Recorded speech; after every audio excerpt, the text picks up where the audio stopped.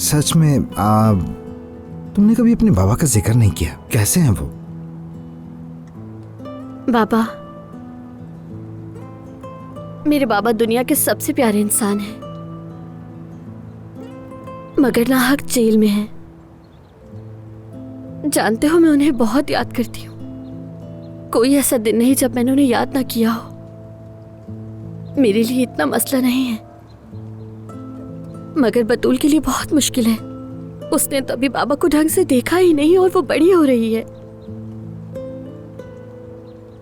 इसका कोई और हल नहीं है क्या जुबाना? मतलब किसी अच्छे बड़े वकील से या किसी और तरीके से नहीं बुझा सकते? नहीं, मैंने बहुत कोशिश की।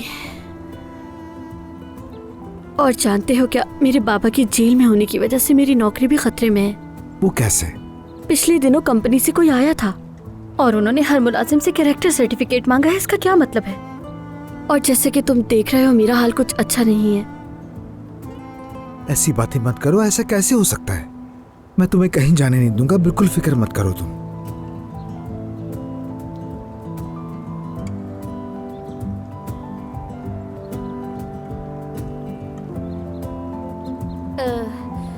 अब अगर हमें और देर हुई तो तुम्हारी अम्मी मुझे निकाल देगी, इसलिए चलना चाहिए हमें। अच्छा, मैं छोड़ देता हूँ तुम्हें। घर तक छोड़ने की जरूरत नहीं है, बस करीब ही कहीं छोड़ देना। ठीक है जुबाना, जैसे तुम चाहो।